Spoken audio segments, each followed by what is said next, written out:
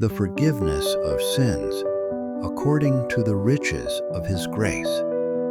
Could there be a sweeter word in any language than that word, forgiveness, when it sounds in a guilty sinner's ear, like the silver notes of Jubilee to the captive Israelite? Blessed, forever blessed be that dear star of pardon, which shines into the condemned cell and gives the perishing a gleam of hope amid the midnight of despair. Can it be possible that sin, such sin as mine, can be forgiven altogether and forever? Hell is my portion as a sinner. There is no possibility of my escaping from it while sin remains upon me. Can the load of guilt be uplifted, the crimson stain removed? Can the adamantine stones of my prison houses ever be loosed from their mortices, or the doors be lifted from their hinges? Jesus tells me that I may yet be clear.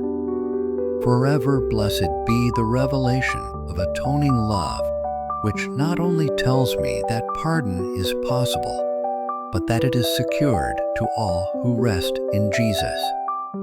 I have believed in the appointed propitiation, even Jesus crucified, and therefore my sins are at this moment and forever forgiven by virtue of his substitutionary pains and death.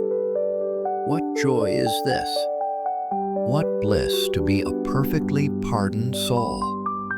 My soul dedicates all her powers to him, who of his own unpurchased love became my surety, and wrought out for me redemption through his blood. What riches of grace does free forgiveness exhibit? To forgive at all, to forgive fully, to forgive freely, to forgive forever.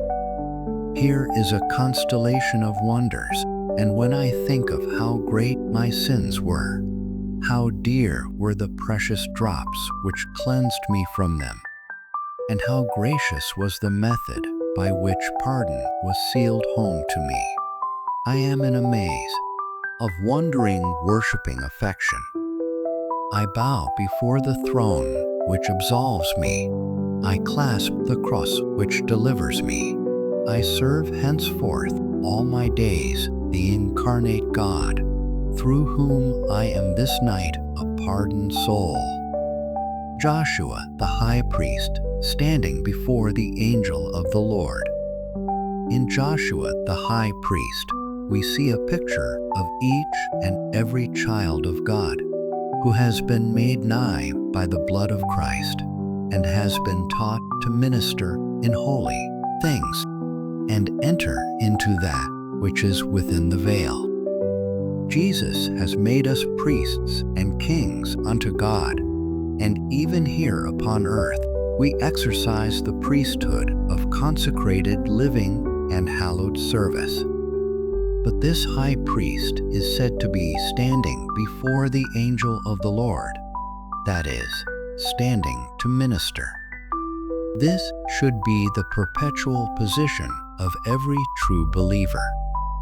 Every place is now God's temple, and his people can as truly serve him in their daily employments as in his house. They are to be always ministering, offering the spiritual sacrifice of prayer and praise, and presenting themselves a living sacrifice. But notice where it is that Joshua stands to minister. It is before the angel of Jehovah.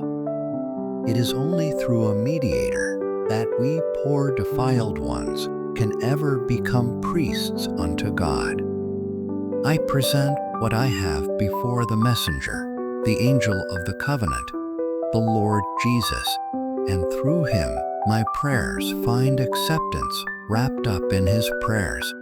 My praises become sweet as they are bound up with bundles of myrrh and aloes and cassia from Christ's own garden.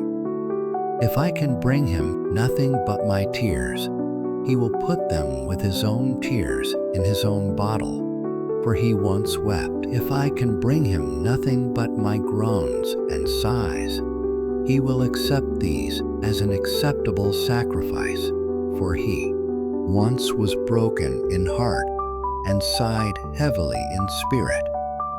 I myself, standing in him, am accepted in the beloved, and all my polluted works, though in themselves only objects of divine abhorrence, are so received that God smelleth a sweet savor.